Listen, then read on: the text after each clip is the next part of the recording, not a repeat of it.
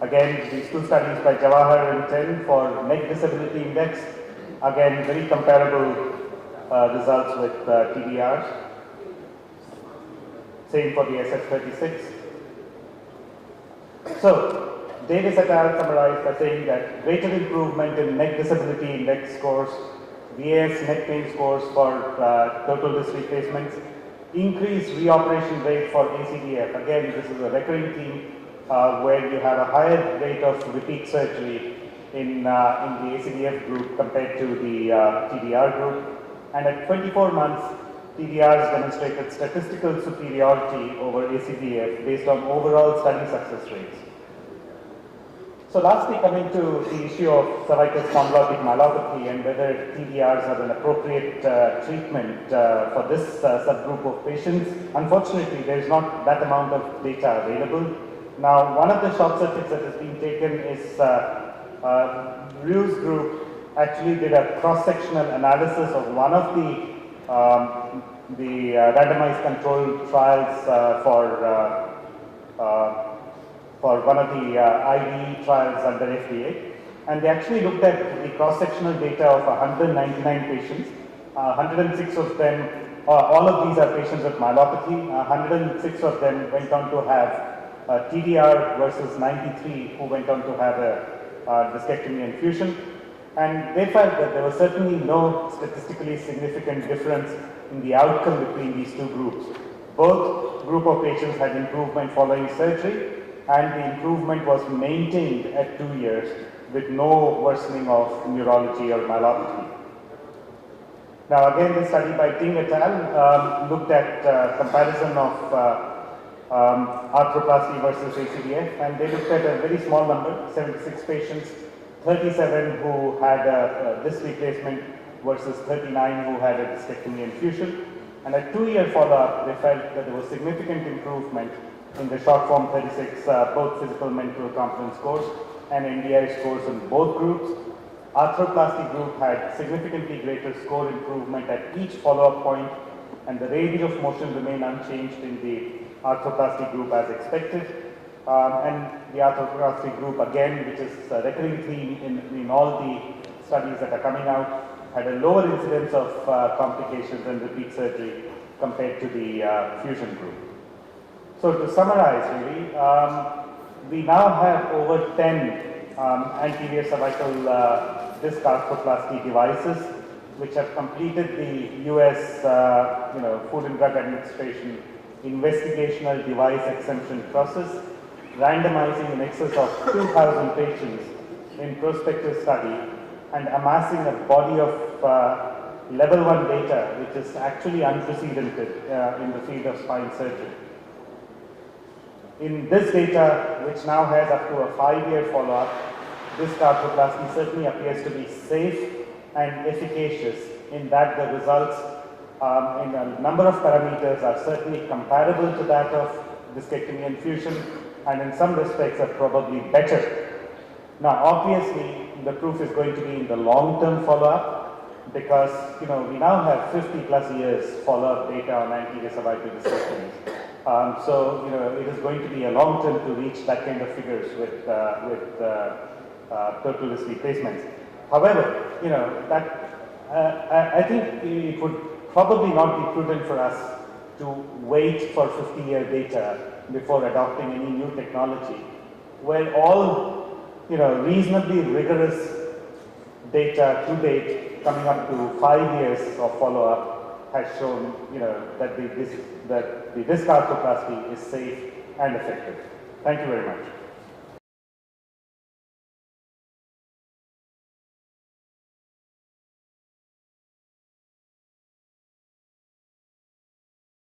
Good afternoon, and I would like to thank Somjit and the scientific committee of ASSI for this invitation.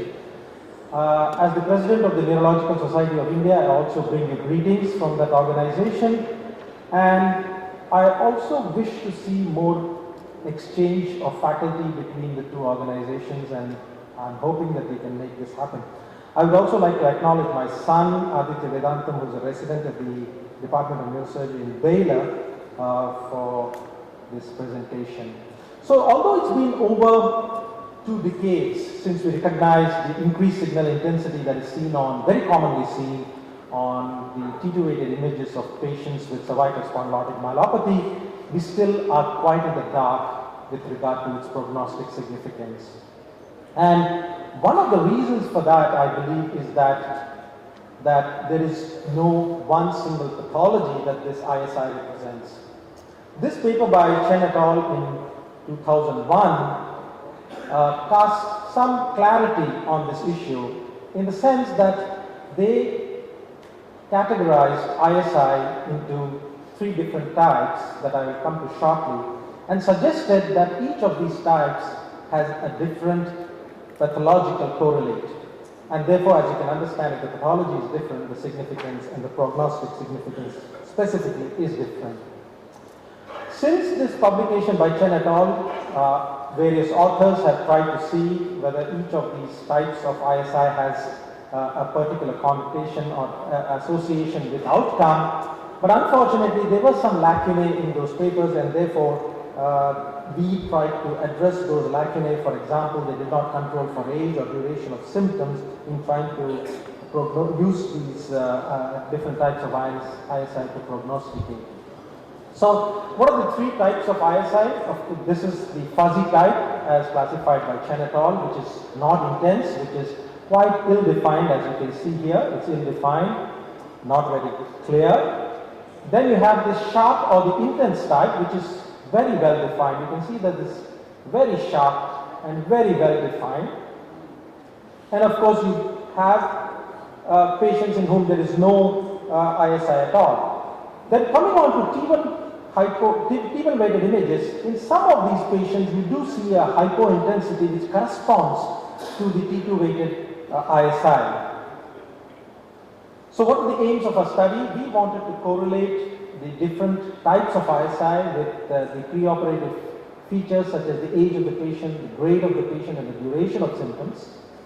And we also wanted to look at the correlation between the type of ISI and the outcome in the form of improvement in the neuric grade and its correlation with what is termed as a cure, that is a neuric grade 0 or 1 at follow-up. And this was published in the Journal of Neurosurgery a year ago. So this study included 197 patients. We graded the ISI as 0, 1 or 2 as described earlier. What we did different from other studies was we used this multiple logistic regression analysis which controls for age, duration of symptoms, which are other factors which could impact on the outcome following surgery. All these patients underwent one type of surgery, that is uninstrumented central corpectomy, and that's another difference between our study and that reported earlier. In other series, patients underwent either ventral or dorsal surgery and different kinds of ventral surgery such as discectomy, corpectomy, etc. Whereas here, all of them underwent a single uniform intervention. So these were our results. As expected, the type 1 or the fuzzy type is the commonest type of ISI that you will see. Type 2 was seen in about a third of patients, and in only a small percentage of patients with the type 2, you had a T1 weighted hypointensity. So T1 weighted hypointensity will not be seen in patients who have no ISI or the fuzzy type of ISI. And the type of ISI did not correlate with either the age of the patient at presentation, the duration of symptoms, or the neuric grade. In other words, it's not that patients in poor neuric grades, that is grades 4 and 5, who will have the type 2 or the sharp type of ISI. So we couldn't predict the type of ISI on the basis of the preoperative neuric grade. When we come to the outcome, if you just looked at neuric grade change of 1 or more, that is some kind of improvement, there was no significant correlation with the type of ISI. But when it came to cure, that is patients who had a neuric grade of 0 or 1 at last follow-up, definitely there was a correlation between the type 2 ISI and a poorer or a lower chance of cure. And when the type 2 ISI was associated with the T1 weighted hypointensity, the chance of cure was definitely lower. So once we had established that the sharp type of ISI associated with a T1 weighted hypointensity was associated with lower chance of cure. We reviewed the literature, we did a systematic review, and we found that besides the qualitative categorization or classification of ISI, other authors had used different features. For example, the longitudinal extent of ISI was used by some authors to categorize ISI. Others had used classifications such as the snake eye appearance. Here is an illustration of a snake eye appearance, and this is a long segment ISI. And what did these authors, the different authors, conclude from their studies? So when we looked at the systematic analysis, we found that although it was difficult to really compare and sort of collate the data because there was so much of variation in the methodology that these various authors used, but nonetheless, one of the common sort of themes through all the papers was that multi-segmental or long segment T2-weighted ISI and a sharp or intense type of ISI was associated with poorer surgical outcome, and this came under a class 2 evidence, and this was published in the European Spine Journal. Finally, I will talk about our ongoing work which was sent for publication regarding what happens to these ISI after surgical decompression. So this study included 64 patients who underwent central corpectomy. We looked at the ISI both before and after the intervention, and these patients had a mean follow-up of about 2.5 years. Again, the type 1 ISI was the commonest type of ISI that we saw. 20%, 22% had a type 2 ISI. What we found was that in 20% of these patients, the ISI type improved. Improvement meant either a type 1 becoming type 0 or a type 2 becoming type 1. But for in the most cases, it was unchanged, and that was seen in about 3/4 of the patients. And interestingly, in a small percentage of patients, type 1 became a type 2, that means it worsened. But what was uniformly seen was that the length of the ISI decreased, and this was seen in about 80% of patients. But we did not find any correlation between the change in ISI and outcome. That is, if the ISI improved from type 2 to type 1, did it correlate with an improvement in the functional uric grade? No, it did not. Although some authors have found this type of correlation in previous studies. So these are illustrations of what happens to the ISI after surgery. Here is a patient who underwent this corpectomy here at this level. You see the length of ISI in the preoperative MRI. It has shrunk to a small ISI on the follow-up MRI. Similarly, this ISI, again a type 2 ISI, which was seen in the preoperative MRI after a single level corpectomy, has become a small lesion on the follow-up MRI. And this is the change in morphology in some of the patients. Here is a type 2 ISI that became type 1 on follow-up. Like I said, in some patients, the ISI worsened, and here is one such case where a type 1 ISI becomes a type 2 or the sharp type of ISI. But in most cases, the type 1 ISI remained type 1 or a type 2 remained type 2. So to conclude, type 1 or the fuzzy type of ISI is the most common, and Shen et al. Have suggested that type 1 ISI is probably associated with a reversible pathology such as demyelination or edema, and type 2 indicates more of a cavitation that is not expected to change. But the type of ISI was not correlated with age, duration of symptoms, or the uric grade. Type 1 ISI is not correlated with outcome, so I don't think one needs to worry if you see an ISI, if it is of the fuzzy type. It is not a contraindication to intervention. You should go ahead and intervene. Not that type 2 is a contraindication for intervention. But type 2 ISI is definitely correlated negatively with cure, but not with improvement. So even patients with type 2 ISI are expected to improve, but they may not improve to the same degree as those with no ISI or a type 1 ISI, especially if it is associated with a T1 weighted hypointensity. And other types of classification also have been shown to have some prognostic significance, especially the long segment ISI. And most often the ISI retains its morphology, but it improves in a small percentage or a fifth of them. But in most patients it decreases in length.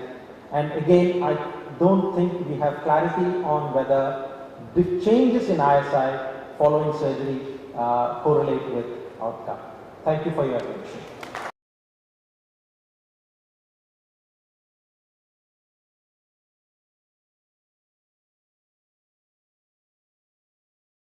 Thank you. It is a great honor to be here. I appreciate Dr. Basu. Today, I will talk about cervical degenerative cervical kyphosis when unharmed. Before starting my talk, let me introduce myself. My name is Kawaguchi. I'm from Toyama, Japan. This is first time for me to come to India. I introduce Toyama. This is Tokyo, this is Kyoto, this is Toyama. Toyama face to Japan Sea and face to China and Russia. We have a lot of snow. This is just a week ago. My car is covered with snow. At the time in Tokyo, it was fine. We have high mountains, height more than 3,000 meters. Flowers and the ladies are very beautiful. Okay, cervical kyphosis is defined as a forward compensation of the head in the sagittal plane. A segmental kyphosis is present when there is an angular relationship between two vertebrae with a posterior directed apex. Cervical kyphosis is caused by various pathologies such as trauma, tumor, surgery, congenital deformities, musculoskeletal dysplasias, inflammatory conditions, degenerative diseases. This is a case of a 68-year-old female. She had neck pain, gaze difficulty, and C5 myopathy. Her X-ray shows 35-degree cervical kyphosis from C2 to C7 in a neutral position. In flexion, it showed minus 40 degrees and extension plus 10 degrees. She had severe disc degeneration at the lower segment below C4. Her MRI showed spinal cord compression at the level C4, 4, 5, 5, 6, and 6 and 7. C34 was the most remarkable. How do you treat such a patient? We performed C37 laminoplasty with bone graft plus C5 anterior interbody body fusion.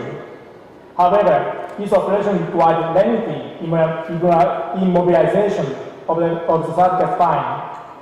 We applied a Sony brace, a sternum, occiput, and mandibular immobilizer for 8 weeks as a post-operative treatment.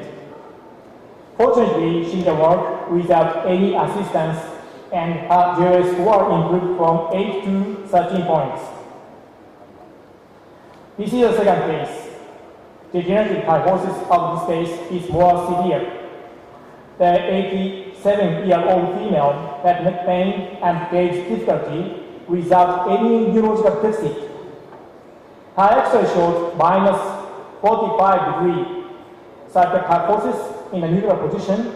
In flexion, it shows minus 60 degree, and extension minus 35 degree. She also had severe disc degeneration at the lower segment below C4 level. C2 and C3 anterior diseases were seen. However, I showed spinal cord compression at C34 and 4-5, but she had no neurological deficit. We performed C35 anterior interbody fusion with C4 corpectomy. Spinal alignment recovered to plus 6 degrees just after operation, but it later failed. This is X-ray 1 month after surgery. the cervical alignment became kyphotic and the patient complained of postural neck pain.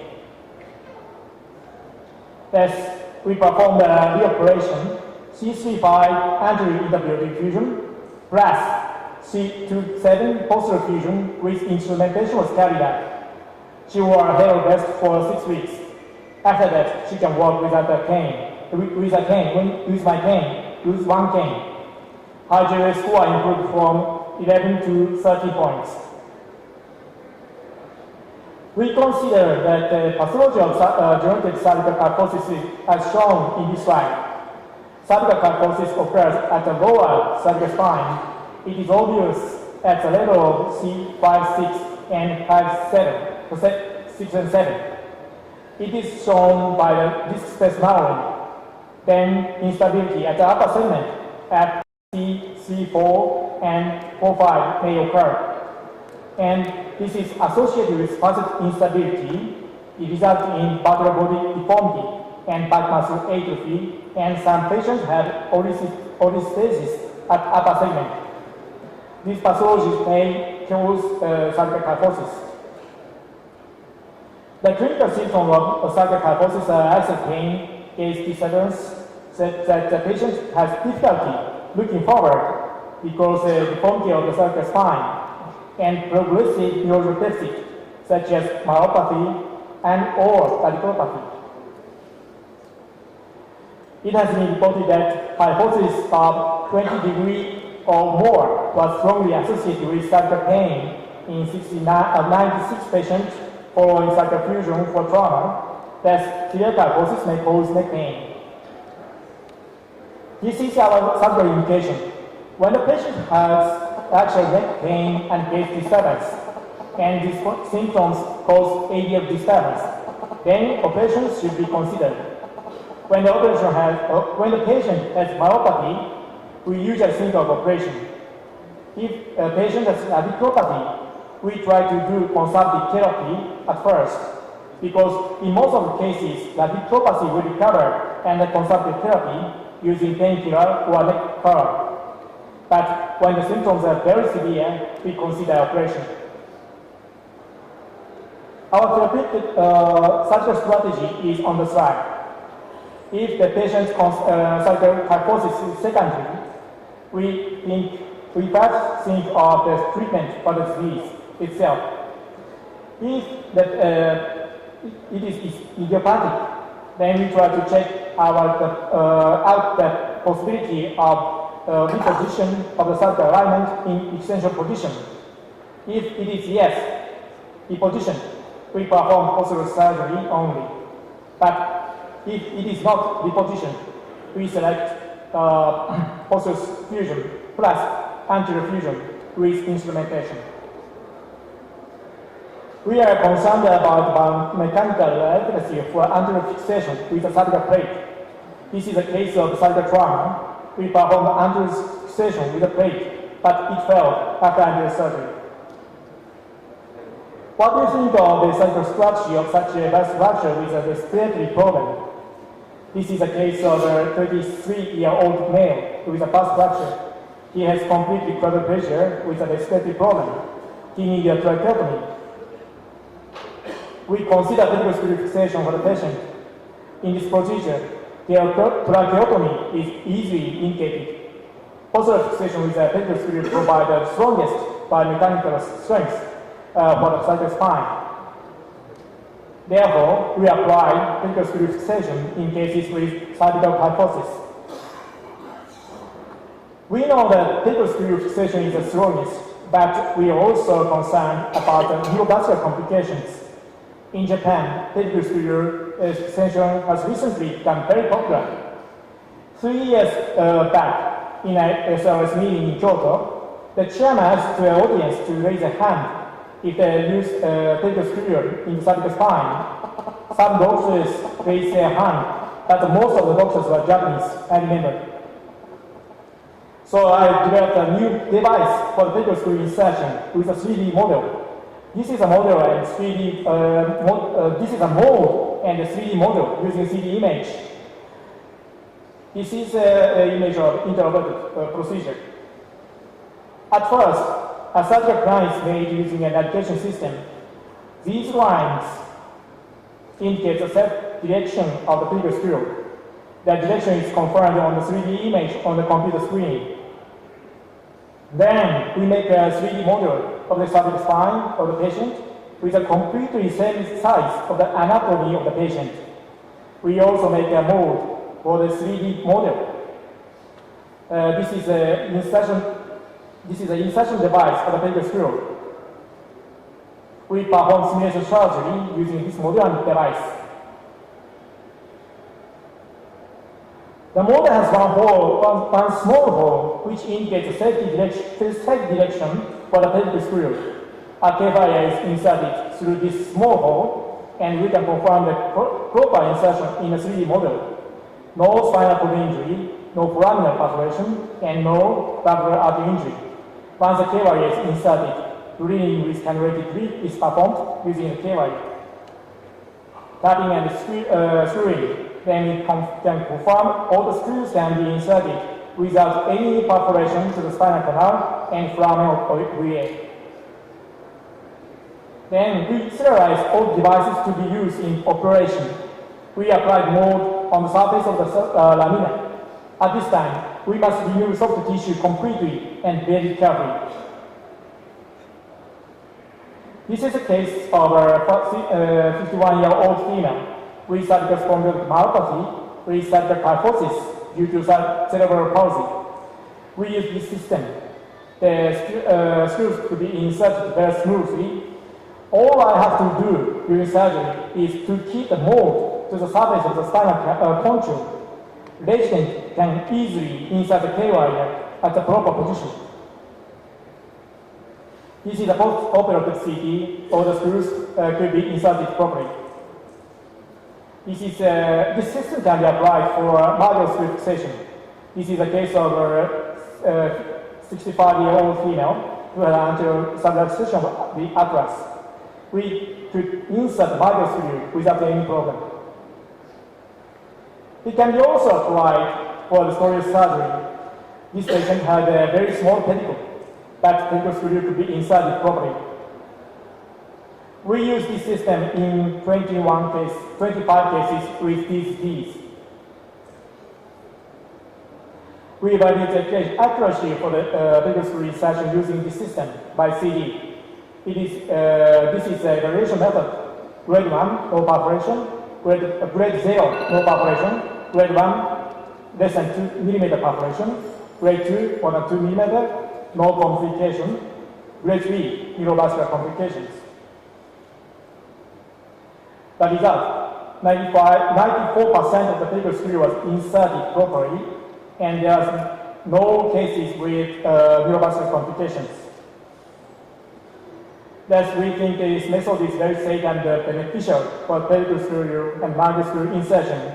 The details were published in Spine 2012. If you are interested in this method, please consult that paper.